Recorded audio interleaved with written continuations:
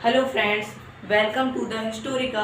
आज हम लोग एक वेरी इम्पोर्टेंट विषय में पढ़ेंगे और आज का विषय जो होगा वो बिल्कुल अलग होगा। जो पुराने वीडियोस आते थे उनमें मैं हिस्ट्री और बायोलॉजी को ही पढ़ाता हुआ देखा गया हूँ, लेकिन आज का जो वीडियो है वो पूरा ही अलग वीडियो है, अलग ही चैप्टर पर रिलेटेड है। तो आज हम लोग बात करने जा रहे हैं क्लास 9th के सामाजिक विषय के। जो सामाजिक विषय है क्लास 9th हिंदी मीडियम सामाजिक विषय का फर्स्ट चैप्टर ज्योग्राफी का पढ़ने जा रहे हैं आज हम लोग। तो हम लोग बड़े ही ध्यान से इस चैप्टर को पढ़ेंगे और जहाँ समझ में नहीं आएगा वहाँ मैं बार बार समझाऊंगा, आपको समझाने की कोशिश करूँगा। तो बने रहिए इस वीडियो में। वीडियो को बिल्कुल भी स्किप मत कीजिएगा और वीडियो को 1.5x पर ही देखें। 1.5x पर ही इस वीडियो को देखें, क्योंकि ये बहुत लंबा वीडियो होने वाला है, क्योंकि लेसन बहुत चैप्टर बहुत बड़ा है, तो ये वीडियो बहुत लंबा होने वाला है। तो शुरू करते हैं। आज का हमारा जो टॉपिक है वो है भारत का आकार एवं विस्तार। ये ज्योग्राफी का फर्स्ट चैप्टर है जो क्लास 9th में हमें पढ़ाया जाता है। तो या हम लोग ये भी कह सकते हैं कि सामाजिक विषय का या सामाजिक विज्ञान का ये 5वां चैप्टर है। तो शुरू करते हैं हम लोग। भारत का आकार एवं विस्तार कौन सा चैप्टर है? भारत का आकार एवं विस्तार। ओके, तो अब हम लोग इसके बारे में समझेंगे। तो समझते हैं। सबसे पहले तो चैप्टर में कुछ परिचय लिखा हुआ था, मैंने बुक में पढ़ा तो कुछ परिचय के बारे में लिखा हुआ था। तो उससे हमें कोई भी मतलब नहीं है, क्योंकि मैं बुक से पढ़ा रहा हूँ, इसलिए आपको बताना ज़रूरी था। उसमें लिखा था भारत की संस्कृति और परंपराएं बहुत विश्व की प्राचीनतम परंपराओं में से एक है। भारत ने जो प्रगति की है वो बहुत चिंताजनक है, ऐसा उसमें लिखा था। तो वो हमारे टॉपिक से रिलेटेड नहीं है, हमें जो पढ़ना है उससे रिलेटेड रख के ही पढ़ना है, स्टडी करनी है। तो सबसे पहले हम लोग पढ़ेंगे स्थिति के बारे में। भारत की स्थिति। भारत जो हमारा देश है, हम कौन से देश में रहते हैं? तो हम भारत देश में रहते हैं। भारत देश का जो मैप है वो ऐसा है, या भारत देश का आकार प्रकार कुछ ऐसा है। मैंने मैप अच्छी तरह से बनाने का प्रयत्न किया है, अगर गलत बनाऊँ तो सॉरी। तो शुरू करते हैं हम लोग।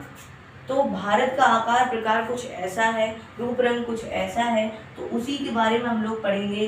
भारत का आकार, उसमें लिखा है भारत का आकार और भारत का आकार और विस्तार। तो भारत का आकार मतलब है भारत कितना बड़ा है।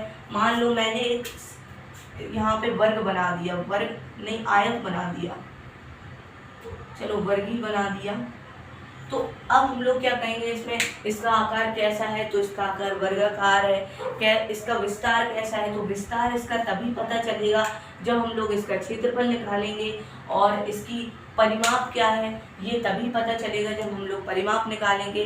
तो भारत का आकार कैसा है ये हमें समझना है। भारत का आकार कैसा है, वीडियो में बने रहना, वीडियो को स्किप मत करना, मैं 1000 बार कह रहा हूँ। तो इसी से रिलेटेड हम लोग सोचेंगे कि भारत की स्थिति कैसी है, भारत का आकार कैसा है, भारत कहाँ स्थित है, भारत का आकार कैसा है। समझिए स्थिति।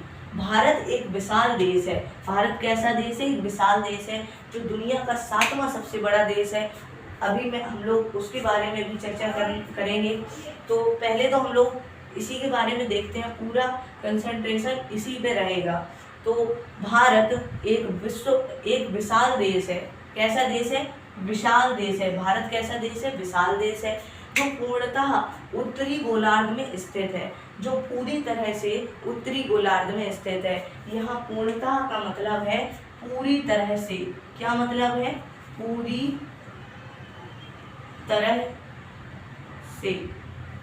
या हम लोग इसे ये भी कह सकते हैं कि इसका मतलब होगा पूर्ण रूप से या पूरी तरह से। तो जो पूर्णतः उत्तरी गोलार्ध में स्थित है।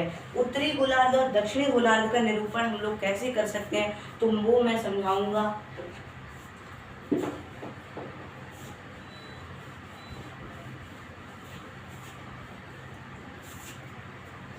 जिसने चैनल को सब्सक्राइब नहीं किया है वो चैनल को जरूर सब्सक्राइब कर लीजिएगा।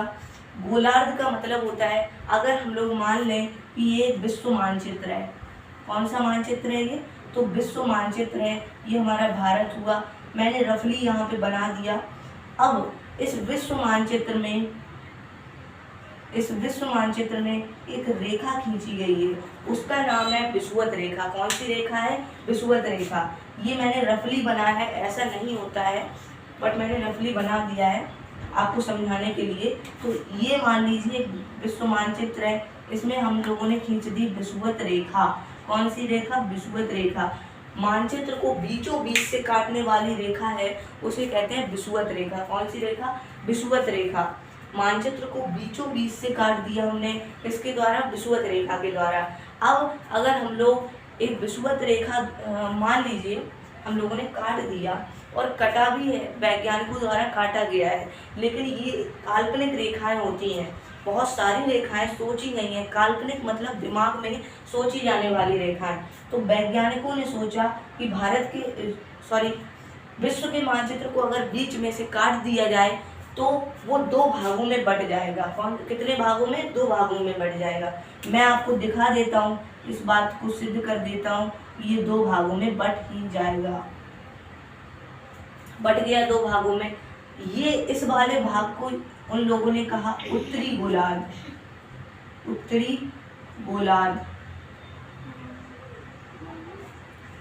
इसको कहा उत्तरी गोलार्ध। इसको कहा दक्षिणी गोलार्ध। कौन सा गोलार्ध, दक्षिणी गोलार्ध। इसको क्या कहा, दक्षिणी गोलार्ध।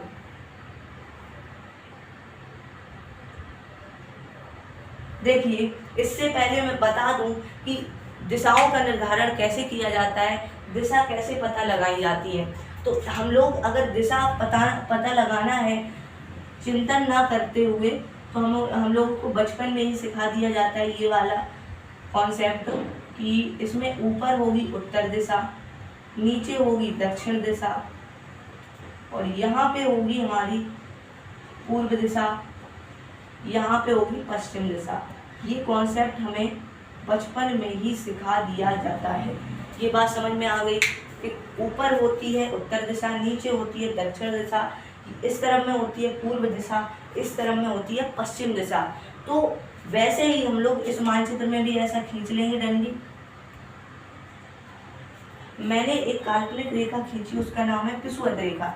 ये बात समझ में आ गई। अब इसके ऊपर वाले पार्ट को उत्तर कहेंगे, नीचे वाले पार्ट को दक्षिण कहेंगे, क्योंकि मैंने अभी तुरंत बताया है कि ऊपरी भाग को उत्तर कहते हैं, ऊपर की दिशा को उत्तर दिशा कहते हैं, और नीचे की दिशा को दक्षिण दिशा कहते हैं। ये अभी बताया मैंने, अभी बताया।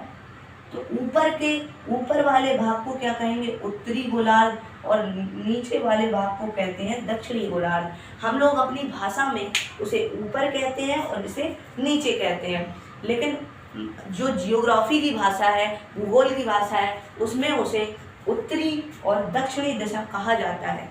लेकिन जब इसको मैप को, जब विश्व मानचित्र को दो भागों में बांटा जाता है, डिवाइड किया जाता है, तो ये दो भागों में बट जाती है, जिन भागों को गोलार्ध कहते हैं।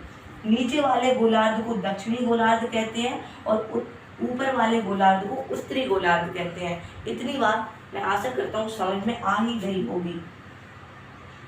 मैंने क्या बताया, तो ऊपर वाली दिशा को उत्तर दिशा कहते हैं, नीचे वाली दिशा को दक्षिण दिशा कहते हैं। अगर मुझे इस बोर्ड की दिशाएं पता लगानी हो तो कैसे लगाऊंगा मैं, कि ऊपर वाला ये दिशा हो जाएगी, ऊपर है ये, सबसे ऊपर वाली दिशा हो जाएगी उत्तर दिशा। मैंने भारत का आकार एवं विस्तार किस दिशा में लिखा है, उत्तर दिशा में, और मैंने तटीय सीमा या तट रेखा कहाँ पे लिखी है, दक्षिण दिशा में। और मैंने भारतीय तटीय विस्तार, ये तट रेखा के लाभ किस दिशा में लिखे हैं, तो ये वाली दिशा हुई हमारी कौन सी दिशा, पूर्वी दिशा।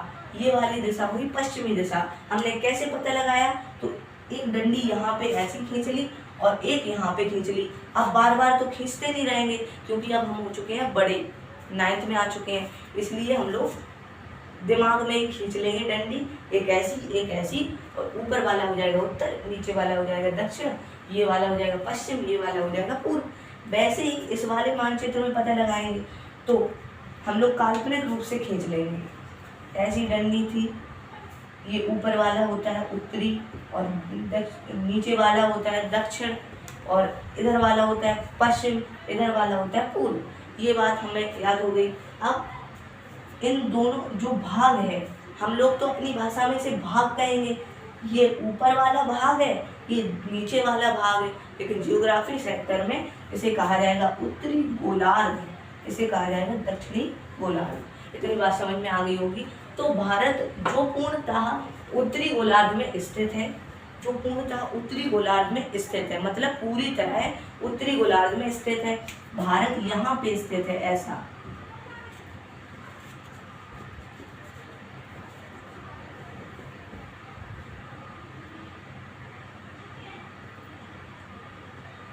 ऐसे ही करके कुछ मानचित्र है।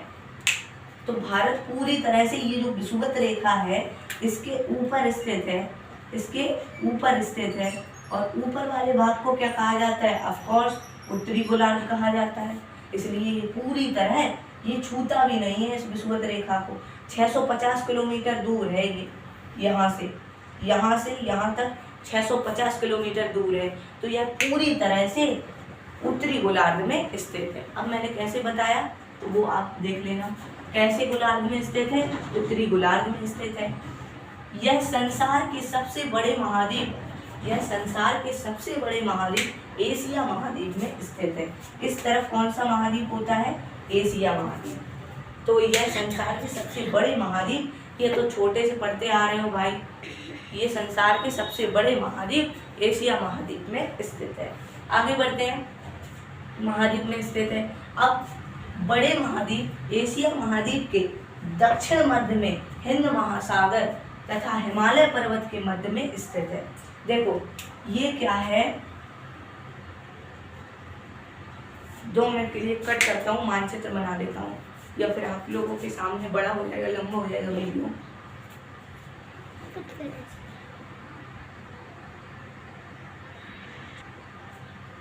हाँ, तो मैंने मैप बना लिया है। तो यह पूरी तरह से उत्तरी गोलार्ध में स्थित है, एशिया सबसे बड़े महाद्वीप में स्थित है, एशिया महाद्वीप के दक्षिण मध्य में स्थित है। ये किस दिशा में है? दक्षिण मध्य में। मान लो ये एशिया महाद्वीप हो गया, ये एशिया महाद्वीप, इसके दक्षिणी भाग में भारत स्थित है। कौन से भाग में?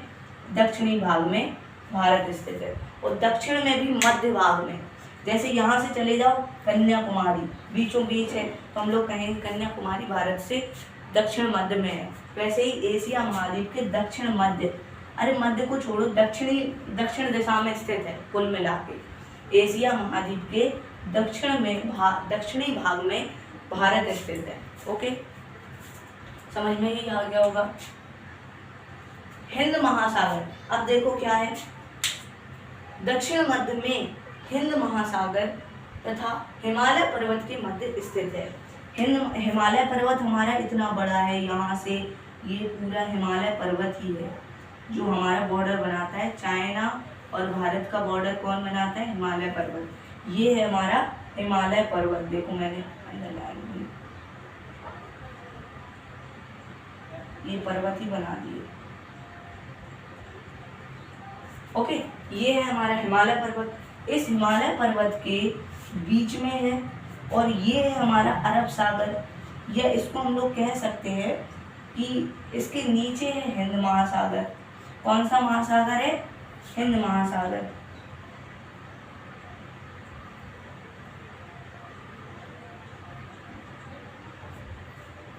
कौन सा महासागर है? हिंद महासागर। तो यह हिमालय पर्वत और हिंद महासागर के बीच में है। समझ गए इतनी बात? तो भारत संसार के सबसे बड़े महाद्वीप एशिया महाद्वीप के दक्षिणी भाग में हिमालय पर्वत तथा हिंद महासागर के मध्य स्थित है। समझ गए? मध्य का मतलब बीच में स्थित है, इनके बीच में ही तो स्थित है हिंद महासागर, हिमालय पर्वत, इनके बीच में देखो भारत है। समझना बहुत आसान है। स्थित है, स्थित का मतलब होता है रखो है। हम लोग अपनी भाषा में अगर कहें तो रखा है या रखो है। तो ये बात समझ में आ गई होगी। आगे बढ़ते हैं।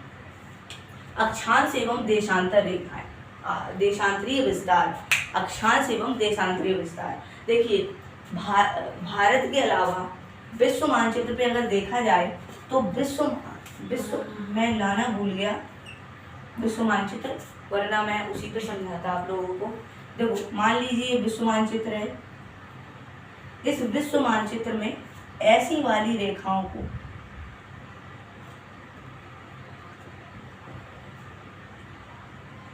देशांतर रेखाएं कहते हैं और ऐसी वाली रेखाओं को अक्षांश रेखाएं कहते हैं।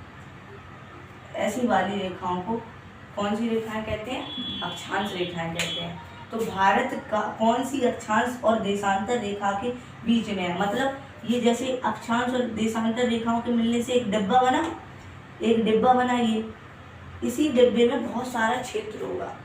हम लोगों को लग तो बहुत छोटा रहा है, लेकिन अगर विश्व में जाओ तो इसी डिब्बे में, ऐसे ही डिब्बे में सऊदी अरब जैसे बड़े बड़े देश समा जाएंगे, इतना बड़ा होगा ये डिब्बा। तो वो ये कह रहा है कि किस अक्षांश और देशांतर वाले डिब्बे में भारत स्थित है। समझ गए इतनी बात?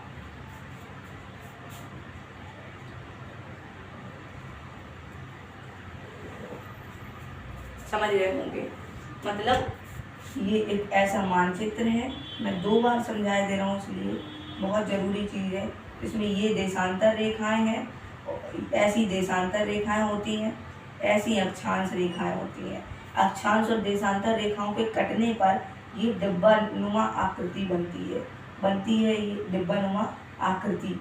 इस आकृति में बहुत सारा भूक्षेत्र होता है। भूक्षेत्र का मतलब बहुत सारी जमीन होती है। वह उस जमीन की स्थिति हम लोग निकालेंगे, मतलब भारत किस अक्षांश और देशांतर रेखा के बीच में है, ये पता लगाएंगे हम लोग। इनका भी नाम होता है 68 अंश, 3 मिनट, 7 मिनट, ऐसे करके इनका भी नाम होता है, फिक्स नाम होता है इनका। मतलब कौन से डिब्बे में स्थित है भारत, ये इसकी चर्चा हम लोग करने जा रहे हैं।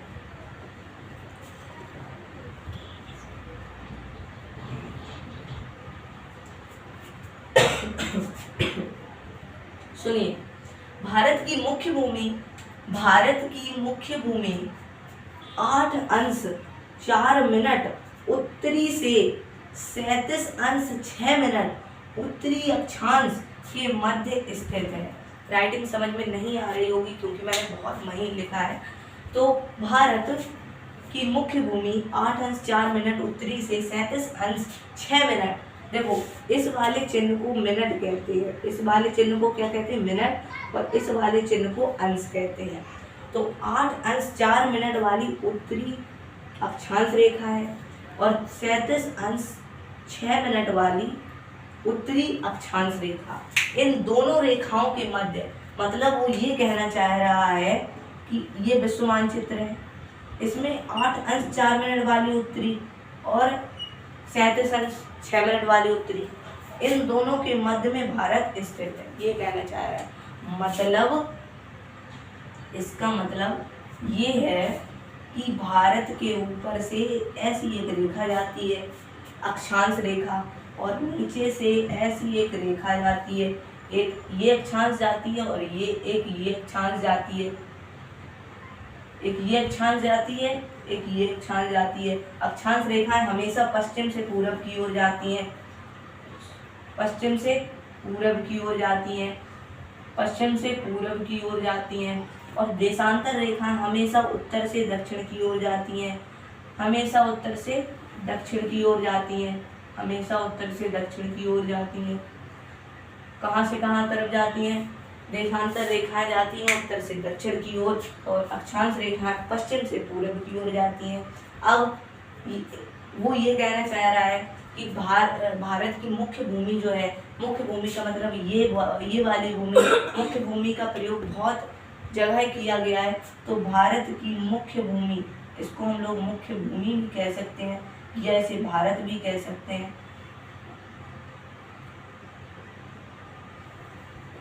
इसे मुख्य भूमि भी कह सकते हैं या इसे भारत भी कह सकते हैं। तो भारत की जो मुख्य भूमि है वो ये कौन सी रेखा है? हमारी अक्षांश रेखा है। ये कौन सी रेखा है? अक्षांश रेखा है। कौन सी रेखा है? अक्षांश रेखा है। तो इस वाली अक्षांश रेखा का नाम क्या है? मान लीजिए मेरा नाम चीकू है, तो मेरा नाम क्या है, चीकू है। तो मैं एक लड़का हूँ, लड़का तो हूँ लेकिन मेरा नाम क्या है, तो क्या नाम है मेरा, चीकू है। वैसा ही इसका नाम मतलब ये है तो अक्षांश रेखा। कौन सी रेखा, अक्षांश रेखा। मतलब ये कौन सी जाति की है, तो अक्षांश जाति की है। ये लड़का मान लो, ये लड़की मान लो, देशांतर वाली को लड़की मान लो, इस वाले को लड़का मान लो। तो इस वाले को अक्षांश रेखा कहेंगे, इस वाले को देशांतर रेखा कहेंगे। अक्षांश रेखा का नाम क्या है इसका, जो यहाँ से ये छूकर गई है ये वाली, तो इसका नाम है 37 अंश 7 मिनट, 37 अंश 6 मिनट। क्या नाम है इसका, 37 अंश 6 मिनट। इसका नाम है 37 अंश 6 मिनट। और इस नीचे वाले का नाम है 8 अंश 4 मिनट। क्या नाम है, 8 अंश 4 मिनट। क्या नाम है इसका, 8 अंश 4 मिनट। मेरे साथ बोला करिए तो आपको याद हो जाएगा। 2 मिनट का ब्रेक लेता हुआ। इसमें कुछ लिख के आ रहा है। हाँ तो सुनिए, तथा मैंने यहाँ तक बता दिया था भारत की मुख्य भूमि 8 अंश 4 मिनट, उत्तरी से 37 अंश 6 मिनट। इस देखिए 8 अंश 4 मिनट ये होता है और 37 अंश 6 मिनट ये होता है। तो 37 अंश 6 मिनट उत्तर वाली है और ये उत्तरी अक्ष, ये है दक्षिण वाली। दक्षिण वाली 8 अंश 4 मिनट है, उत्तर वाली 37 अंश 6 मिनट है। लेकिन अब आप कहेंगे कि यहाँ पे उत्तरी से क्यों लिखा है, तो इसलिए लिखा है क्योंकि ये है तो उत्तरी गोलार्ध में ही। इसकी स्थिति जो है वो कौन से गोलार्ध में है, उत्तरी गोलार्ध में। चाहे जहाँ हो, है तो उत्तरी गोलार्ध में ये वाली रेखा, क्योंकि भारत पूर्ण रूप से उत्तरी गोलार्ध में है। तो भारत, अब हम लोग ये कह सकते हैं कि भारत के जितने लोग इस भारत में रहते हैं वो उत्तरी गोलार्ध में ऑटोमेटिकली हो जाएंगे, क्योंकि भारत उत्तरी गोलार्ध में है ना। बस जब कानपुर में है तो बस के सवारी भी कानपुर में होंगे ना। तो वैसे ही भारत जब यहाँ पे है मतलब उत्तरी गोलार्ध में है, वैसे ही इसकी जो रेखा होगी वो भी तो उत्तरी गोलार्ध में ही होगी। तो इसलिए इसको कहेंगे, इसको विश्व मानचित्र के हिसाब से इसको कहेंगे 8 अंश 4 मिनट उत्तरी से, कहेंगे इसको 8 अंश 4 मिनट उत्तरी से। कहाँ, उत्तरी से 37 अंश 6 मिनट उत्तरी अक्षांश, उत्तरी अक्षांश के मध्य स्थित है। इस वाली और इस वाली के मध्य में स्थित है। अब ये वाली देख लेते हैं हम लोग। तथा इसका विस्तार 68 अंश, मतलब इस वाली रेखा का नाम होगा 68 अंश। वैसे है तो ये 68 अंश 7 मिनट। वैसे इसका नाम तो है देशांतर रेखा। कौन सी रेखा, देशांतर रेखा। कौन सी रेखा, देशांतर रेखा। बट इसका नाम क्या है, प्रॉपर नाम, तो इसका प्रॉपर नाम है 68 अंश 7 मिनट। मैं हूँ तो मैं लड़का ही, लेकिन मेरा प्रॉपर नाम क्या है, चीकू नाम है। तो वैसे ही ये एक रेखा है जिसका नाम है देशांतर रेखा, बट इसका नाम क्या है, तो 68 अंश 7 मिनट। इतनी बात समझ में आ गई होगी। आगे बढ़ते हैं।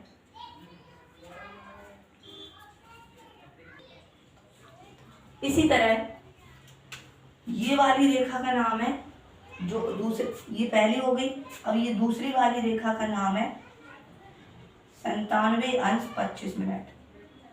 इसका नाम है 97 अंश 25 मिनट। तो रेखा देशांतरीय विस्तार के हिसाब से अगर देखा जाए तो भारत 68 अंश 7 मिनट पूर्वी से, पूर्वी इसलिए लगा रहे हैं क्योंकि ये रेखाएं यहाँ इस वाले तरफ को खींची जा रही हैं। हमेशा ऐसी खींची जाती है ये रेखाएं, ऐसी, इसलिए यहाँ पे पूर्वी लगा।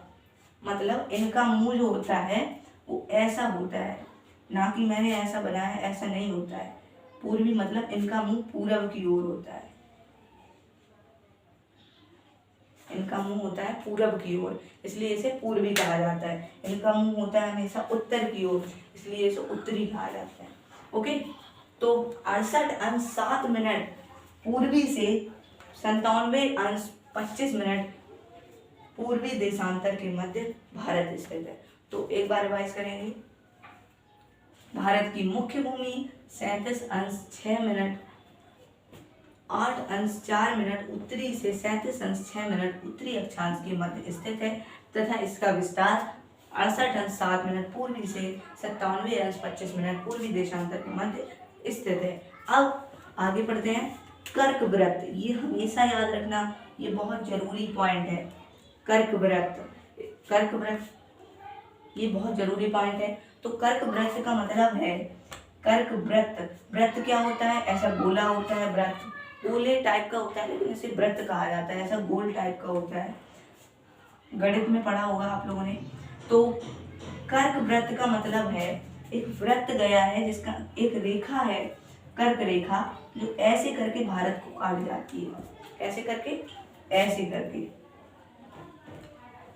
अब इसे वृत्त क्यों कहा जाता है? क्योंकि ये पूरी ऐसी गई है, ऐसी, लेकिन और देशों में गई होगी, लेकिन अपने देश को तो यहाँ से काटा है इसने, इसलिए इसे कर्क वृत्त कहा जाता है। तो जो कर्क रेखा है भारत को 2 भागों में विभाजित करती है, उसका नाम है 23°30'। ये याद करना जरूरी है। क्या नाम है? 23°30'। 23°30'। क्या नाम है? 23°30'। कर्क वृत्त 23°30' से 30' उत्तरी भारत तथा दक्षिणी भारत को, उत्तरी भारत तथा दक्षिणी भारत को अलग अलग कर देता है। भारत के 2 भाग कर देता है कर्क वृत्त, उत्तरी भारत, दक्षिणी भारत। वैसे ही मैंने अभी बताया था कुछ समय पहले कि विश्व मानचित्र में विषुवत रेखा विश्व के 2 भाग कर देती है, उत्तरी भाग तथा दक्षिणी भाग। इतना समझ में आ ही गया होगा, 2 भागों में विभाजित कर देती है, इतना समझ में आ गया होगा। आगे बढ़ते हैं। विस्तार, भारत के 2 द्वीप समूह हैं। अब विस्तार के बारे में जान लेते हैं। तो भारत, कहाँ तक भारत फैला हुआ है, सुदूर प्रदेशों में कहाँ तक भारत फैला हुआ है। तो इस वाले ये जो पानी भरा है यहाँ पे, इसको कहते हैं अरब सागर। क्या कहते हैं? यहाँ पे लिखे दे रहा हूँ 68°7' को। इस वाले पानी वाले भाग को कहा जाता है अरब सागर। और इस वाले भाग को कहा जाता है बंगाल की खाड़ी। कौन सी खाड़ी? बंगाल की खाड़ी। बंगाल की खाड़ी में एक द्वीप समूह है जिसका नाम है अंडमान निकोबार द्वीप समूह। मतलब ये द्वीप टाइप के हैं, बहुत सारे द्वीपों का समूह है। इसको इसलिए अंडमान निकोबार द्वीप समूह कहा जाता है क्योंकि ये समूह में है। और यहाँ पे अरब सागर में एक द्वीप समूह है भारत का ही, मतलब यहाँ बिना परमिशन के हम लोग जा सकते हैं। सिर्फ की जरूरत होगी, हम लोग सीधे जा सकते हैं। लेकिन अन्य देशों में अगर बात की जाए, श्रीलंका में जाने के लिए, तो वहाँ पे वीज़ा लेना पड़ेगा, परमिशन लेनी पड़ेगी। इसलिए वहाँ पे जाना, मतलब वहाँ पे जो कागजी कार्रवाई होती है उसके तौर तरीके पर ही जाने दिया जाता है। लेकिन यहाँ पर बिना परमिशन के हम लोग जा सकते हैं। जैसे यूपी से मध्य प्रदेश जाना, मध्य प्रदेश से महाराष्ट्र जाना, और अलग अलग राज्यों में जैसे हम बिना किसी परमिशन के घूमने लगते हैं, वैसे ही हम लोग बिना परमिशन के अंडमान निकोबार में जा सकते हैं और बिना परमिशन के लक्षद्वीप में जा सकते हैं, जो अरब सागर में है, क्योंकि ये हमारे भारत के हिस्से हैं। लक्षद्वीप समूह और अरब सागर हमारे भारत के 2 हिस्से हैं। तो वही चीज़ यहाँ पे लिखी है, भारत के 2 द्वीप समूह अंडमान निकोबार द्वीप समूह तथा लक्षद्वीप समूह क्रमशः बंगाल की खाड़ी और अरब सागर में स्थित है। मतलब जो अंडमान निकोबार द्वीप समूह है, अंडमान निकोबार द्वीप समूह बंगाल की खाड़ी में स्थित है। कौन सी खाड़ी में स्थित है? बंगाल की खाड़ी में। अंडमान निकोबार द्वीप समूह बंगाल की खाड़ी में है, और लक्षद्वीप समूह जो है वो लक्षद्वीप समूह अरब सागर में है। कौन से सागर में? अरब सागर में। तो बंगाल की खाड़ी कहाँ है? अंडमान निकोबार कहाँ है? तो बंगाल की खाड़ी में है।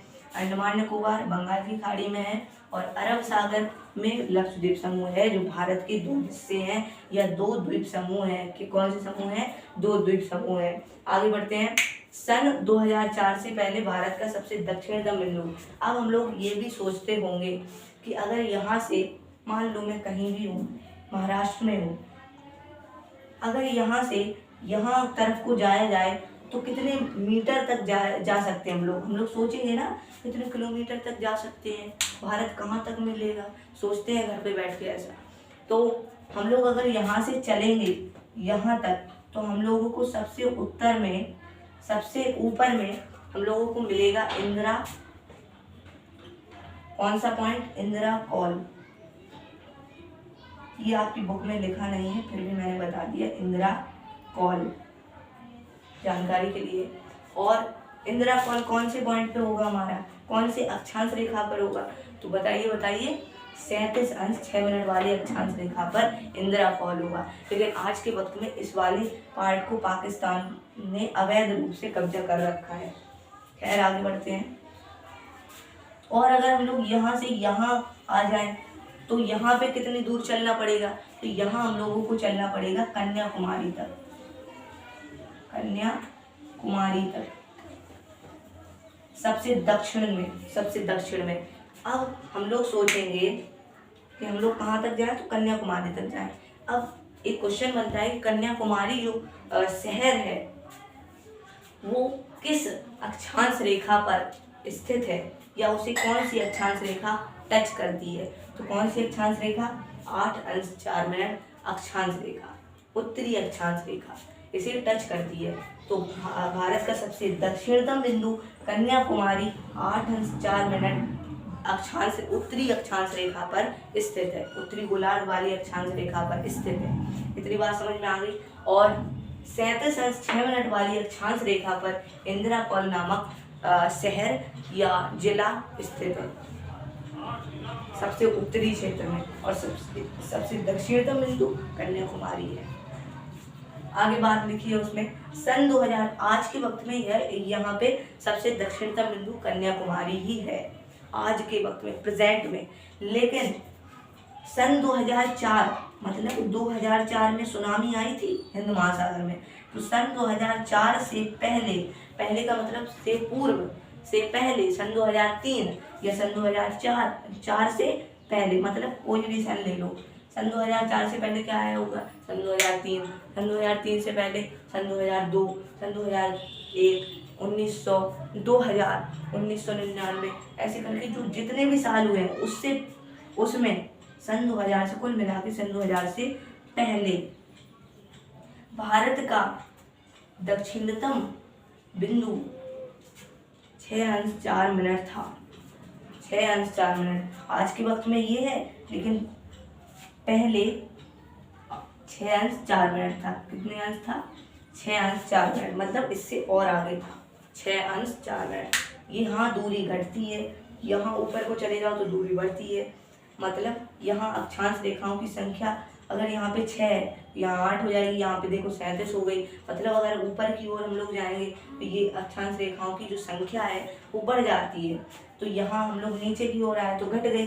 तो सबसे सन 2004 में सबसे दक्षिणतम बिंदु आज के वक्त में तो कन्याकुमारी है, लेकिन सन 2004 से पहले सबसे दक्षिणतम बिंदु था पिगमेलियन द्वीप।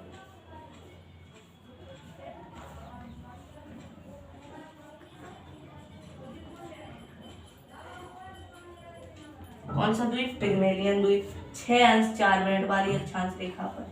कौन सी रेखा पर, 6 अंश 4 मिनट। मतलब 2004 के पहले लोग ऐसा पढ़ते थे कि भारत का अक्षांशीय विस्तार 6 अंश 4 मिनट पिगमेलियन द्वीप से लेकर 37 अंश 6 मिनट उत्तरी अक्षांश में इंदिरा कॉल तक है, ऐसा पढ़ते होंगे। लेकिन आज के वक्त में हम लोग पढ़ते हैं 8 अंश 4 मिनट उत्तरी से 37 अंश 6 मिनट उत्तरी अक्षांश के मध्य स्थित है।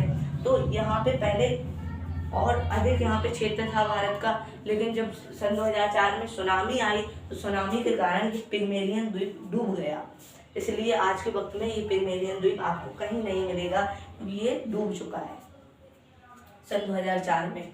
तो जो कि देखिए सन 2004 से पहले भारत का दक्षिणतम बिंदु 6 अंश 4 मिनट था, जो कि अंडमान निकोबार, वही मैंने बताया अंडमान निकोबार द्वीप समूह के सबसे दक्षिणतम बिंदु था। अंडमान निकोबार द्वीप समूह के पिगमेलियन द्वीप पर था। पिग्मेलियन द्वीप पर था। सन 2004 में आई सुनामी के कारण डूब गया। यह विषुवत रेखा से 650 किलोमीटर दूर था। देखो, ये जो पिग्मेलियन द्वीप था ये विषुवत रेखा से 650 किलोमीटर दूर था। इतनी बात समझ में आ गई होगी कि भारत का जो दक्षिणतम छोर था वो पहले था पिग्मेलियन द्वीप, उसका दूसरा नाम था इंदिरा पॉइंट था। उसका दूसरा नाम था इंदिरा पॉइंट। इसको कॉल कहते हैं, इसको पॉइंट कहते थे पहले, लेकिन आज के वक्त में वो डूब चुका है सन 2004 में आई सुनामी के कारण। इतनी बात समझ में आ गई होगी, मैं आशा ये करता हूँ।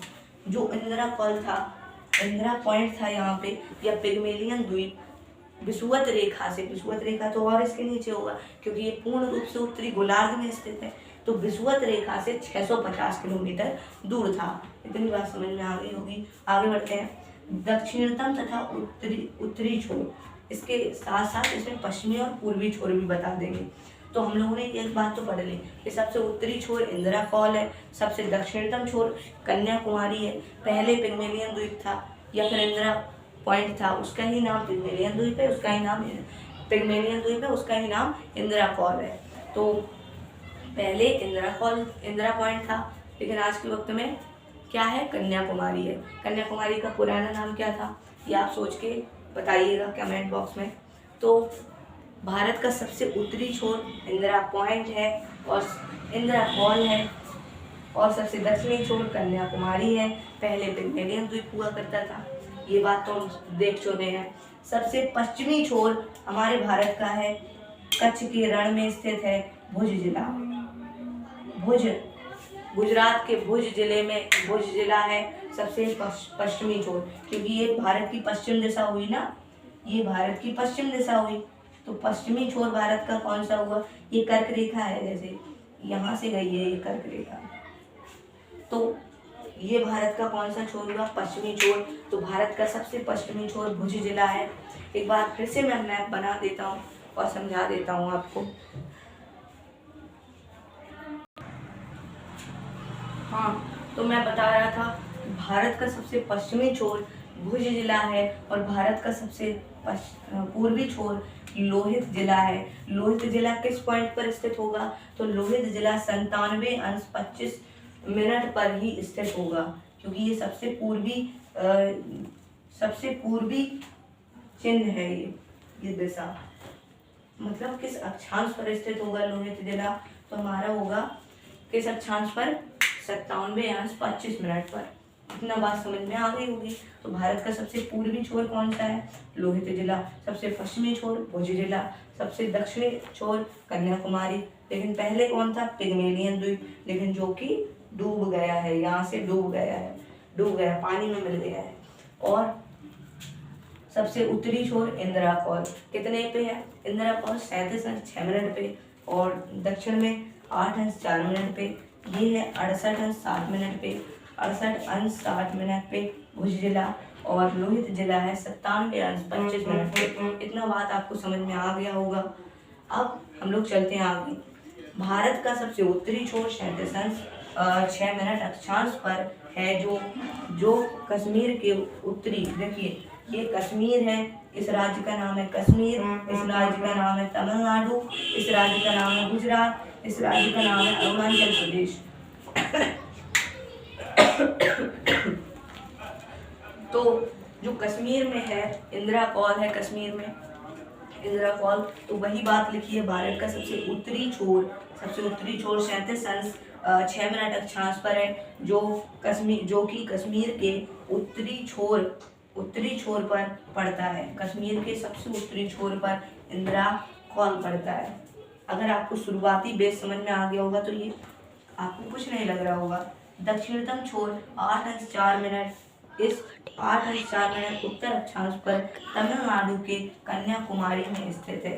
वही बात मैंने बता दी है, किस कुमारी में स्थित है, कन्याकुमारी में। लेकिन पहले कौन सा था, पिग्मेलियन द्वीप। इसके आप नोट्स बनाना चाहते हैं तो बेशक बना सकते हैं वीडियो को पॉज करके। आगे देखते हैं।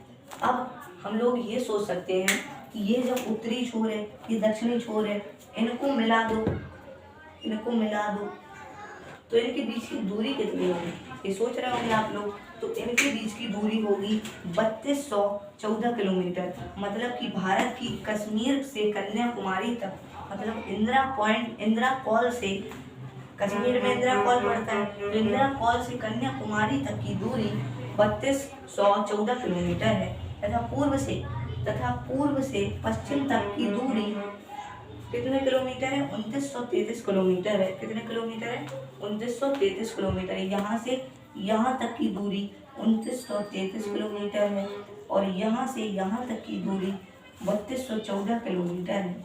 कितने किलोमीटर, 3214 किलोमीटर है। आगे बढ़ते हैं। तथा पूर्व से पश्चिम तक की दूरी 2933 किलोमीटर है और 3214 किलोमीटर है। भारत की सबसे पश्चिमी छोर 68.7 पूर्वी देशांतर पर गुजरात के भुज जिले में स्थित है। वही बात मैंने बता दी कि इस वाले पर एक भुज जिला स्थित है, सबसे पश्चिमी छोर है ये है। आगे बढ़ते हैं। 97.25 पूर्वी देशांतर 25 मिनट पूर्वी देशांतर पर अरुणाचल प्रदेश में लोहित जिले में स्थित है। कौन सा, सबसे पूर्वी क्षेत्र 97.25 मिनट पूर्वी देशांतर पर अरुणाचल प्रदेश में लोहित जिले में स्थित है। भारत का सीमांतर्गत क्षेत्र समुद्र में 21.9 किलोमीटर तक फैला हुआ है। इसका मतलब ये है कि जो डूब गया है यहाँ तक अपन लोगों की सीमा है, अपन लोग बिना परमिशन के यहाँ तक जा सकते हैं, समुद्र में यहाँ तक हम लोग जा सकते हैं। ये हमारा कितने किलोमीटर तक है, 29.9 किलोमीटर तक हमारा समुद्र में क्षेत्र है। कितने किलोमीटर तक है, 29.9 किलोमीटर तक। 9 नहीं है, 1 है, 9 ही है, 21.9 किलोमीटर है। 21.9 किलोमीटर तक स्थित है। ये बात समझ में आ गई होगी, विस्तृत है। आगे बढ़ते हैं। अब हम लोग पढ़ते हैं क्षेत्रफल के बारे में। हम लोगों ने स्थिति जाना और इसका अक्षांशीय और देशांतरीय विस्तार जाना, ये पूरा बेस था। उसके पहले जो मैंने पढ़ाया उसको बड़े ही ध्यान से सुनना, अगर दोबारा हो सके तो उसको दोबारा से सुनना, क्योंकि वो पूरा बेस है, बेस पर आधारित है। तो मैंने ये सब बता दिया। आगे बढ़ते हैं हम लोग। अब आगे बहुत लंबे समय का हो जाएगा वीडियो, तो वीडियो को 1.5x पर ही देखें। आगे बढ़ते हैं। तो क्षेत्रफल के बारे में बात कर लेते हैं। तो भारत का क्षेत्रफल की दृष्टि से, अगर क्षेत्रफल की दृष्टि मतलब अगर क्षेत्रफल में भारत का स्थान देखा जाए तो भारत का विश्व में 7वां स्थान है। कौन सा स्थान है, 7वां स्थान है। देखिए, रूस पहले नंबर पे है, दूसरे नंबर पे है कनाडा, तीसरे नंबर पर है संयुक्त राज्य अमेरिका, चौथे नंबर पर है चीन, 5वें नंबर पर है ब्राजील और 6वें नंबर पर है ऑस्ट्रेलिया और 7वें नंबर पर है भारत। तो भारत का क्षेत्रफल की दृष्टि से विश्व का 7वां सबसे बड़ा देश है भारत। इसका क्षेत्रफल 32.8 लाख वर्ग किलोमीटर है। इसका जो पूरा क्षेत्रफल है वो कितना है, 32.8 लाख वर्ग किलोमीटर। कितना है, 32.8 लाख वर्ग किलोमीटर। आप लोग मेरे साथ दोहराया करें कृपया। तो 32.8 लाख वर्ग किलोमीटर इसका पूरा क्षेत्रफल है। इसके अलावा विश्व में 6 देश दुनिया के सबसे बड़े देशों में हैं, जैसे रूस, इसका क्षेत्रफल है 170.7 लाख वर्ग किलोमीटर। वहीं कनाडा का क्षेत्रफल है इससे कम, 99.8 लाख वर्ग किलोमीटर। और संयुक्त राज्य अमेरिका इसके तीसरे नंबर पर है, जिसका क्षेत्रफल की दृष्टि में तीसरा स्थान है, वो है संयुक्त राज्य अमेरिका। तो इसका क्षेत्रफल कितना है, 98.3 लाख वर्ग किलोमीटर। इसके बाद है चीन का क्षेत्रफल है 96.0 लाख वर्ग किलोमीटर। ब्राजील का क्षेत्रफल है 85.12 लाख वर्ग किलोमीटर तथा ऑस्ट्रेलिया का क्षेत्रफल है 76.9 लाख वर्ग किलोमीटर। कितना क्षेत्रफल है, 76.9 लाख वर्ग किलोमीटर। तो इसके बारे में आपको खुद याद करना पड़ेगा, स्वयं में इसको लर्न करना पड़ेगा घर पे। तो आप लिख सकते हैं इसको, रूस वीडियो को इसके पीछे करके, जब ये साफ लिखा होगा तब लिख लेना, मतलब वीडियो को पीछे करिए, क्योंकि अभी मैंने इस पर मार्कर चला दिया है। तो उसके पहले जो मैंने मार्कर चलाया उससे पहले आप अच्छी तरह से लिखा हुआ था, उसको जूम कर लीजिए और लिख लीजिएगा। अब पढ़ते हैं हम लोग भारतीय मानक समय, इसको लिख लीजिएगा। ये मैंने नोट्स बनाए थे अपने, उसी में से मैंने देख करके ये रखे हैं, सारे टॉपिक मैंने उसी में से देख करके रखे हैं। तो ये वेरी इंपॉर्टेंट नोट्स हैं। ये यहाँ तक ही ख़त्म नहीं होता है लेसन, अभी बहुत लंबा वीडियो जाएगा। तो आगे बढ़ते हैं, भारतीय मानक समय को देख लेते हैं। भारत का मानक समय देखिए, इन देशांतर और अक्षांश रेखाओं पर ही, इन देशांतर और अक्षांश रेखाएं नहीं, सिर्फ देशांतर रेखाओं के आधार पर ही हमारे भारत का समय माना गया है। मतलब आज हमारे भारत में अगर 3 बजे हैं तो किसके आधार पर? देशांतर रेखाओं के आधार पर।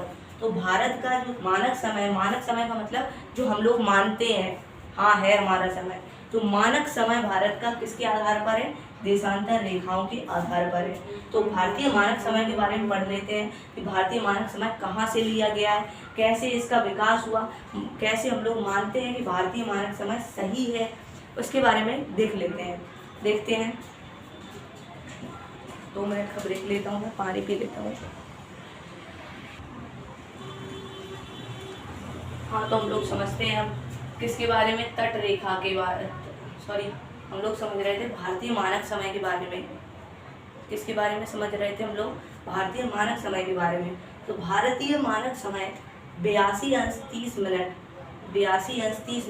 पूर्वी देशांतर को भारत का मानक समय माना जाता है। मतलब यहाँ पे 97 अंश है, तो 97 अंश के पहले ही स्थित होगा, 97 अंश के पहले ही 82 अंश 3 मिनट पूर्वी देशांतर स्थित होगा। तो मान लीजिए यहाँ पर होगा, ये यहाँ पर होगा, मतलब एक देशांतर रेखा है 82:30, उसे ही अपना मानक समय माना गया। मतलब उसी के आधार पर भारत का समय है, जो 5 राज्यों से होकर 82:30 रेखा निकलती है।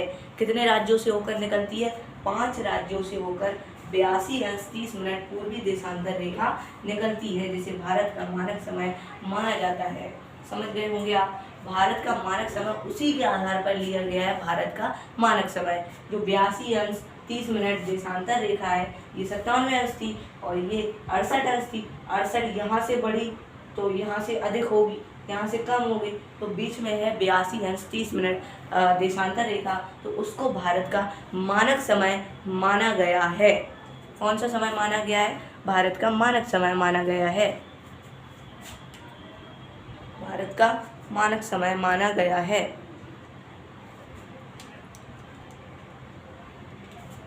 दो मिनट का ब्रेक ले लेता हूँ मैं। 82:30 पूर्वी देशांतर को भारत का मानक समय माना जाता है। मानक देशांतर रेखा को मानक यामियोत्तर रेखा कहते हैं। जो 82:30 पूर्वी देशांतर रेखा है, उसका एक नाम है 82:30। जैसे घर पे हम लोगों को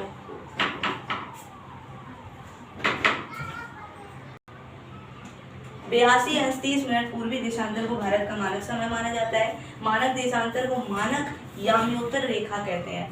जैसे मान लीजिए घर पे हम लोगों के 3 से 4 नाम होते हैं घर पे, वैसे ही इसका नाम देशांतर रेखा भी है। इसको हम लोग 82:30 पूर्वी देशांतर भी कहते हैं और साथ ही साथ इसको मानक यामियोत्तर रेखा भी कहते हैं, क्योंकि इसी के आधार पर भारत का समय लिया गया है। 82:30 के आधार पर ही भारत का समय लिया गया है। इसी के आधार पर 82:30 के आधार पर, ओके, 82:30 के आधार पर ही भारत का मानक समय लिया गया है। अगर हमारे यहाँ 2 बजे हैं, 2 बज रहे हैं, तो वो 82:30 देशांतर रेखा के कारण ही ऐसा टाइम बताया जा रहा है। इस रेखा को मानक यामियोत्तर रेखा भी कहते हैं, जो उत्तर प्रदेश के इलाहाबाद के पास मिर्जापुर से होकर निकलती है। उत्तर प्रदेश के इलाहाबाद के पास मिर्जापुर से होकर निकलती है। मिर्जापुर में सबसे बड़ी कालीन की फैक्ट्री है, तो मिर्जापुर से होकर निकलती है। भारतीय मानक समय ग्रीनविच मीन टाइम से 5 घंटे। देखिए, अंग्रेज लोग जो यूरोपवासी हैं, वो लोग जिस देशांतर रेखा से अपना टाइम देखते हैं उसे ग्रीनविच मीन टाइम रेखा कहते हैं। कौन सी रेखा कहते हैं? तो उसे ग्रीनविच मीन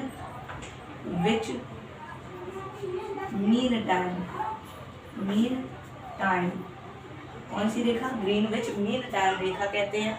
जो इससे ग्रीनविच मीन टाइम रेखा से भारत की जो रेखा है जिसका नाम है मानक यामी उत्तर या फिर 82°30", ये 5 घंटे 30 मिनट ये आगे है। 82°30", 5 घंटे 30 मिनट आगे रहती है। किससे? ग्रीनविच मीन टाइम से। अंग्रेजों से किसी भी चीज़ में हम लोग आगे हैं, किसी चीज़ में तो आगे हैं ना, टाइम में हम लोग आगे हैं। अगर हमारे यहाँ 3 बज रहे होंगे तो वो लोग 5 घंटे पहले, मतलब उन लोगों का टाइम 5 घंटे पीछे होगा हम लोगों से। ओके, आगे बढ़ते हैं। और 5 राज्यों से होकर गुजरती है। ये मैंने बता दिया कि जो 82°30" है ये 5 राज्यों से होकर गुजरती है। इलाहाबाद की मिर्ज़ापुर से होकर गुजरती है जो उत्तर प्रदेश में स्थित है। नोट करिए, गुजरात और अरुणाचल प्रदेश के समय में 2 घंटे का अंतर पाया जाता है। कैसे पाया जाता है? क्योंकि ये वाली जो देशांतर रेखा है वो अलग टाइम बताती है, ये वाली देशांतर रेखा अलग टाइम बताती है। और हर देशांतर रेखाओं के बीच में यहाँ पर बहुत सारी देशांतर रेखाएं होंगी। इन देशांतर रेखाओं के बीच में, हर देशांतर रेखा के बीच में 4 मिनट का अंतर होता है। अगर ये वाली देशांतर रेखा है और ये वाली देशांतर रेखा है तो इनके बीच में 4 मिनट का अंतर होगा। अगर हम लोग यहाँ पे 2 बजे हैं तो यहाँ 2:04 होंगे, क्योंकि हर देशांतर रेखा के बीच में 4 मिनट का अंतर होता है। तो यहाँ से यहाँ तक में कितने घंटे का अंतर हो जाता है? 2 घंटे का। अगर हम लोग अपना अनुमान लगाएं तो 2 घंटे में कितने मिनट होते हैं? तो कितने मिनट होते हैं 2 घंटे में? 120 मिनट होंगे 2 घंटे में। और हर देशांतर रेखा के बीच में 4 मिनट का अंतर पाया जाता है। अगर ये वाली देशांतर रेखा है और ये देशांतर रेखा है तो इनके बीच में कितने मिनट का अंतर पाया जाएगा? 4 मिनट का। तो 120 मिनट का अंतर कितनी देशांतर रेखाओं में पाया जाएगा? ऐसे करके हम लोग अनुमान लगा सकते हैं कि भारत से कितनी देशांतर रेखाएं निकली है। आगे बढ़ते हैं। इसी के साथ 2 घंटे का अंतर पाया जाता है। 2 देशांतर रेखाओं के मध्य 4 मिनट का अंतर पाया जाता है। और हर एक देशांतर रेखा 111 किलोमीटर पर होती है। हर देशांतर रेखा 111 किलोमीटर पर होती है। और हर देशांतर रेखा के बीच में 4 मिनट का, 2 देशांतर रेखाओं के बीच में 4 मिनट का अंतर पाया जाता है। अरुणाचल प्रदेश की 57.25 देशांतर रेखा से ये 68.7 देशांतर रेखा के मध्य में 2 घंटे का अंतर पाया जाता है, क्योंकि इसके बीच में बहुत सारी देशांतर रेखाएं होंगी। 30 देशांतर रेखाएं होंगी, क्योंकि हर देशांतर रेखा के मध्य में 4 मिनट का अंतर पाया जाता है और 120 मिनट का इन दोनों के बीच में पाया जाता है। तो कितनी होंगी? 4 तिहाई 12, तो 30 देशांतर रेखाएं इनके बीच में होंगी। 68.7 और 57.5 के बीच में 30 देशांतर रेखाएं होंगी, लेकिन उन पर ध्यान नहीं दिया जाता है, क्योंकि हम लोग अभी विस्तार समझ रहे थे। तो भारत का विस्तार यहाँ और यहाँ है, ना कि हम लोग ये याद करेंगे बीच वाली। उसमें से एक जो देशांतर रेखा है 82°30", वो भारत का मानक समय है। आगे बढ़ते हैं। तटीय सीमा। अब हम लोग समझेंगे तटीय सीमा के बारे में। सीमा के बारे में भारत का आंतरिक विस्तार हम लोगों ने समझ लिया, उसका क्षेत्रफल समझा, उसमें जो हम लोग समय मानते हैं, मतलब मानक समय समझा उसका, हमने उसकी स्थिति समझी, हमने उसके अक्षांशीय और देशांतरीय विस्तार समझा, और हमने उसका विस्तार समझा, और हमने उसका दक्षिणतम और उत्तरी छोर और पूर्वी एवं पश्चिमी छोर के बारे में समझा। आगे बढ़ते हैं हम लोग किसके साथ? तटीय सीमा के साथ। अब हम लोगों को समझना है सीमाएं, भारत की सीमाएं।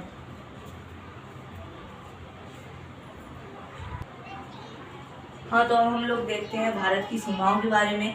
देखिए, ये वाला जो क्षेत्र है हमारा, ये वाला क्षेत्र है स्थलीय सीमा के बारे में, क्योंकि यहाँ पे पूरा स्थल है, मतलब जमीनी सीमा है यहाँ पर। कौन सी सीमा है यहाँ पर? तो जमीनी सीमा है, मतलब ये वाला क्षेत्र जमीन से लगा हुआ है, मतलब सटा हुआ है। और ये वाला क्षेत्र जो नीचे का है ये पूरा पानी से भरा हुआ है, मतलब ये जल सीमा है, ये पूरा जल सीमा है, मतलब यहाँ पे पानी भरा हुआ है तो इसको कहते हैं जल सीमा। ये तो हमारा बांग्लादेश हो गया, ये पूरा जल से सटा हुआ है। तो इस वाली सीमा को हम लोग क्या कहेंगे? जलीय सीमा। इस वाली सीमा को हम लोग जलीय सीमा कहेंगे। कौन सी सीमा? जलीय सीमा। या तट, हम लोग किसी भी अगर नदी और समुद्र के किनारे बैठते हैं तो उसे तट कहते हैं, तो इसे कहेंगे हम लोग तटीय सीमा या फिर भारत की जलीय सीमा। तो तट रेखा के बारे में समझते हैं, इसे तट रेखा भी कहते हैं, तट सीमा भी कहते हैं या जलीय सीमा भी कहते हैं। तो भारत की मुख्य भूमि की तटीय सीमा की लंबाई, अब इस तटीय सीमा की लंबाई कितनी होगी?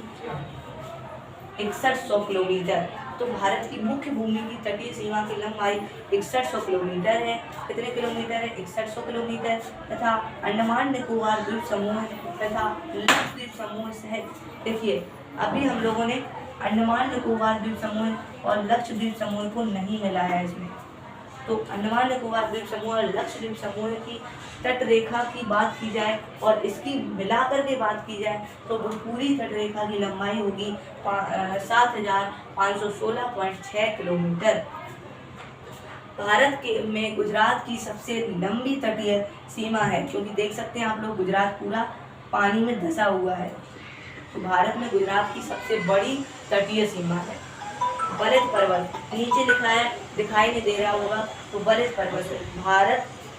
भारत उत्तर पश्चिम, उत्तर एवं उत्तर पूर्वी सीमा पर नवीन बलित पर्वत से घिरा हुआ है। देखिए ये मैंने ग्राफ,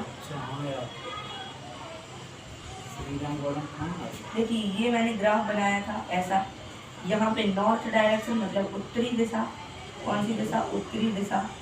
ये थी दक्षिणी दिशा, कौन सी दिशा? दक्षिणी दिशा। ये थी पश्चिमी दिशा, सॉरी पूर्वी दिशा, ये थी पश्चिमी दिशा। अब देखिए बीच में एक ऐसी डंडी हम लोग खींच लेंगे यहाँ पे। अब इन दोनों को मिला के इस यहाँ पे लिख देंगे उत्तरी, उत्तर और पूर्व। यहाँ पे लिख देंगे उत्तर पूर्व, यहाँ पे लिख देंगे उत्तर पश्चिम, दोनों को मिला के उत्तर और पश्चिम। तो उत्तर पश्चिम, उत्तर पश्चिम यहाँ को उठा के रख देंगे। इसको कहेंगे दक्षिण पूर्व और इसको कहेंगे पश्चिम दक्षिणी दक्षिण। तो ये जो हम लोगों ने दो बीचों बीच डंडियाँ खींची, इनकी दिशा कैसे ज्ञात की जाती है? दोनों को मिला करके। इन दोनों को मिला देंगे तो ये दिशा आ जाएगी, इन दोनों को मिला देंगे तो ये दिशा आ जाएगी, इन दोनों को मिला देंगे तो ये दिशा निकल आएगी, इन दोनों को मिला देंगे तो ये वाली आ जाएगी। वैसे ही उसमें कहा गया है कि भारत उत्तर पश्चिम मतलब ये वाला क्षेत्र, यहाँ से शुरू होकर के उत्तर पश्चिम में बलित पर्वत का मतलब होता है हिमालय पर्वत की बात कर रहा है वो।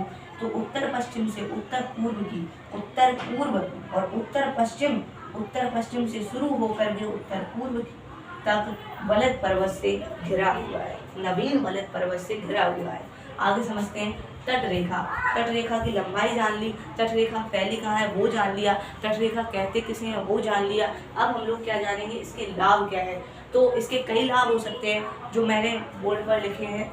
जैसे भारतीय तट रेखा पश्चिमी तथा पूर्वी तट के मिलने पर बनती है। देखिए ये हुआ हमारा पश्चिमी तट और ये हुआ हमारा पूर्वी तट। तो इन दोनों तटों को मिलाकर के भारतीय तट रेखा बनती है या तट सीमा बनती है या भारत की जल सीमा बनती है। इन दोनों तटों को मिलाकर के तो भारत की तट रेखा पश्चिमी तथा पूर्वी तट को मिलाकर के बनती है।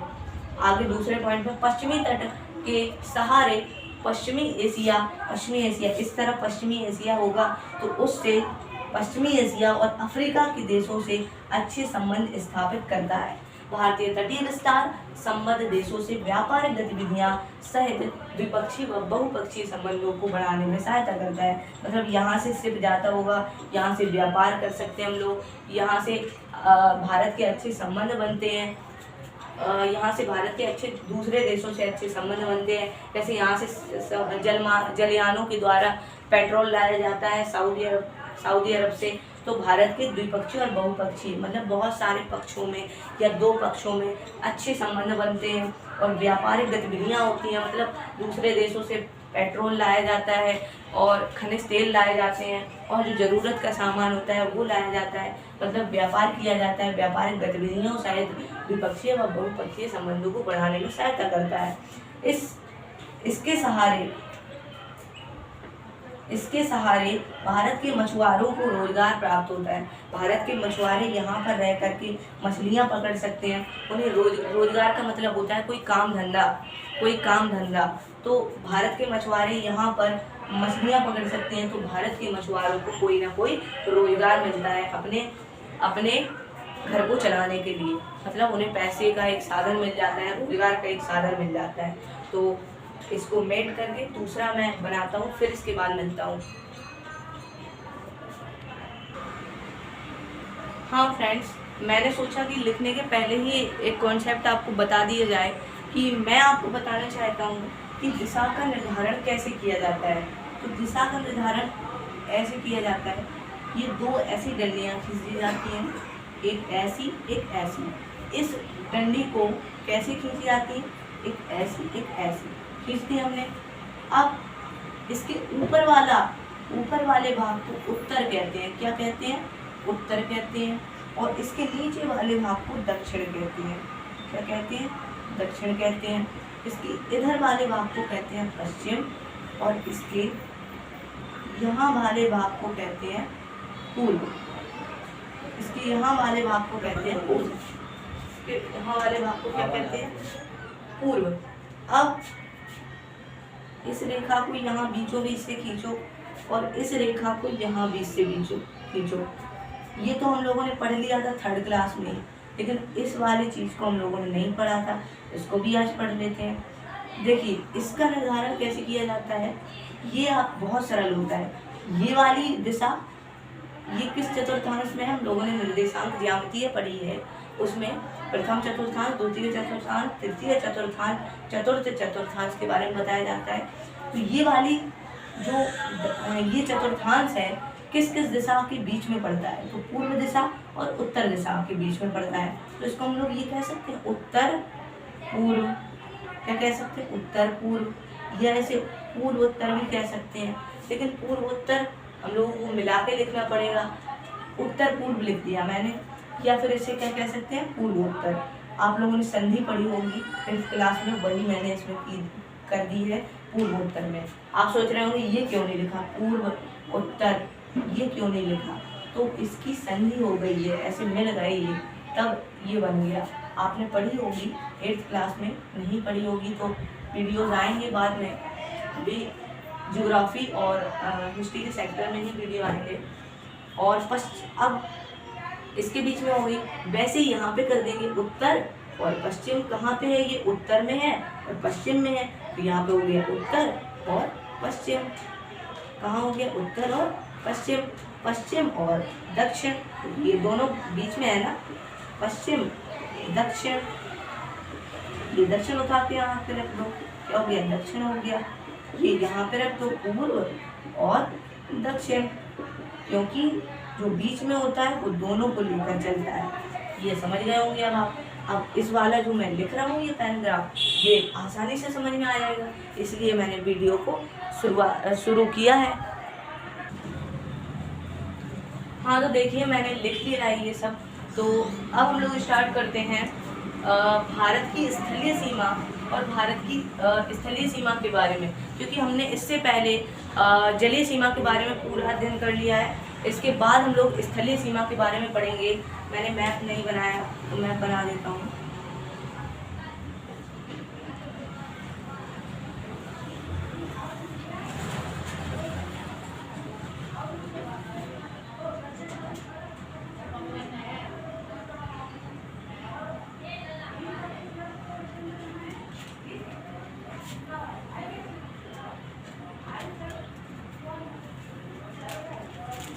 तो देखिए हम लोग भारत की जलीय सीमा पढ़ चुके हैं। जलीय सीमा का मतलब यहाँ का क्षेत्र, लेकिन हम लोगों ने भारत की इस वाली सीमा का अध्ययन नहीं किया है, तो इसी का अध्ययन करवाया गया इसमें। तो इसे हम लोग कहते हैं स्थलीय सीमा।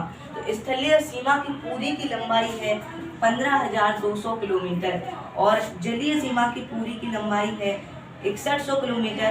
लेकिन अगर हम उसमें अंडमान निकोबार द्वीप समूह और लक्षद्वीप समूह की पूरी तटरेखा की दूरी मिक्स कर देते हैं तो 7516.6 किलोमीटर थी। इसके बाद अब हम लोग पढ़ेंगे स्थलीय सीमा के बारे में। भारत की स्थलीय सीमा लगभग 15,200 किलोमीटर लंबी है। ये बात मैंने बता दी। जो 7 देशों को स्पर्श करती हुई जाती है, पाकिस्तान, अफगानिस्तान, चाइना, नेपाल, भूटान, म्यांमार और बांग्लादेश को, तो 7 देशों को स्पर्श करती हुई जाती है। स्पर्श का मतलब होता है छूती हुई जाती है। अगर मैं यहाँ खड़ा हूँ, दूसरा व्यक्ति मुझसे टच हो जाए, या हमारे घर के बगल में जो हमारे घर की दीवारों से जो घर मिलते हैं उन्हें पड़ोसी घर कहते हैं, तो वैसे ही भारत को 7 देश स्पर्श करते हैं, इसलिए इसके 7 पड़ोसी देश हुए। देखिए आगे लिखा है, अतः हमारे 7 पड़ोसी देश हैं जिनके साथ हमारी सीमा साझा होती है। साझा का मतलब अगर एक ही सीमा है, इस पर हम भी आ सकते हैं और वो भी आ सकते हैं। साझा का मतलब यही होता है। तो 7 पड़ोसी देश हैं जिनके साथ हमारी सीमा साझा होती है। जैसे पाकिस्तान है, सीमा साझा होती है। भारत की भूमि की सीमा उत्तर पश्चिम में, उत्तर पश्चिम अभी मैंने बताया था, ऐसे ऐसे ग्राफ बनाओ, ऐसे कर दो, ऐसे कर दो। ये कौन सी हुई? उत्तर, मतलब नॉर्थ, तो ये हुई उत्तर पश्चिम। कौन सी दिशा? उत्तर पश्चिम। ये कौन सी दिशा हुई? उत्तर पश्चिम दिशा, उत्तर पश्चिम दिशा। तो भारत के उत्तर पश्चिम में पाकिस्तान भारत को कितना स्पर्श करता है ये भी तो देखना पड़ेगा। तो भारत को ये करता है 3310 किलोमीटर। यहाँ से यहाँ तक भारत को ये 3310 किलोमीटर स्पर्श करता है। अफगानिस्तान से 80 किलोमीटर भारत की सीमा टच होती है। यहाँ पर बहुत ही कम अफगानिस्तान से टच होती है, 80 किलोमीटर। तो क्वेश्चन आएगा, भारत की सबसे कम स्पर्श होने वाली सीमा कौन सी है? तो भारत की सबसे कम स्पर्श होने वाली सीमा है 80 किलोमीटर, जो है अफगानिस्तान की। चीन से 3917 किलोमीटर सीमा साझा की जाती है। मतलब ये जो सीमा है ये तो नेपाल हो गया, यहाँ भूटान हो गया। फिर से मैं बना देता हूँ।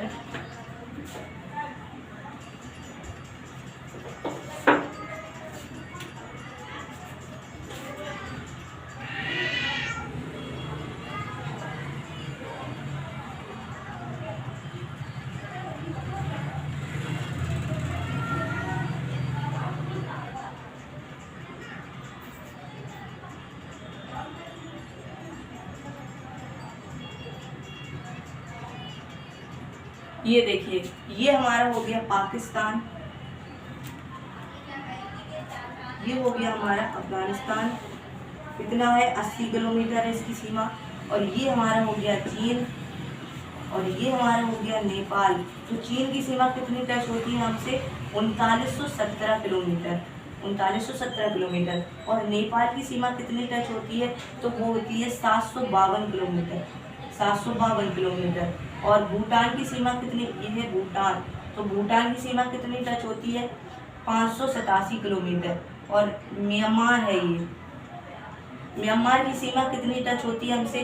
तो म्यांमार की सीमा होती है 1458 किलोमीटर, 1458 किलोमीटर। और बांग्लादेश की सीमा होती है 4096 किलोमीटर, 4096 किलोमीटर। इतना बात समझ में आ गई? आगे बढ़ते हैं। इसके अलावा भारत के 2 पड़ोसी देश जो कि जल सीमा में श्रीलंका तथा मालदीव स्थित है। देखो यहाँ पे श्रीलंका है, यहाँ पे श्रीलंका है, और यहाँ पे हो गया मालदीव। तो भारत के 2 पड़ोसी देश जो जलीय सीमा में स्थित है, तो वो कौन कौन से हैं? श्रीलंका और मालदीव। श्रीलंका और भारत के बीच में पाक जल संधि है। कौन सी जल संधि है? पाक जल संधि है। और श्रीलंका और भारत के बीच में मन्नार की खाड़ी है। एक खाड़ी है मन्नार की खाड़ी, और एक जल संधि है श्रीलंका और भारत के बीच में, पाक जल संधि। यहाँ पाक शब्द लगा है तो हम लोगों को लग रहा होगा कि आप लोगों को लग रहा होगा ये पाकिस्तान से है। नहीं, ये पाकिस्तान से नहीं है। ये एक कंफ्यूजन क्वेश्चन होता है जो कंपटीशन में भी पूछा जाता है। पाक जल संधि किन 2 देशों के बीच में है? श्रीलंका और भारत के बीच में। श्रीलंका और भारत के बीच में पाक जल संधि है, और श्रीलंका और भारत के बीच में मन्नार की खाड़ी स्थित है। आगे बढ़ते हैं। भारत के मध्य पाक जल संधि तथा मन्नार की खाड़ी, श्रीलंका तथा भारत के मध्य पाक जल संधि तथा मन्नार की खाड़ी, इनको दोनों को लर्न कर लेना। वही भारत खाड़ी है, वहीं भारत पाकिस्तान के बीच में, यहाँ भारत और पाकिस्तान के बीच में एक रेखा खींची गई है जिसका नाम है रेड क्लिफ रेखा। और वही पाकिस्तान और अफगानिस्तान के बीच, भारत और पाकिस्तान के बीच में कौन सी रेखा है? रेड क्लिफ रेखा। कौन सी रेखा? रेड क्लिफ, रेड क्लिफ रेखा है। ये कौन सी रेखा है? रेड क्लिफ रेखा। और ये कौन सी रेखा है? पाकिस्तान और अफगानिस्तान के बीच में। ये है हमारी पाकिस्तान और अफगानिस्तान के बीच में, पाकिस्तान और अफगानिस्तान के बीच में कौन सी रेखा है? तो ये डूरंड रेखा है। ओके, ये बात समझ में आ गई होगी। और आगे बढ़ते हैं। हाँ, तो हम लोगों ने पढ़ लिया कि कौन सी सीमा किसको कितना टच करती है। आगे बढ़ते हैं।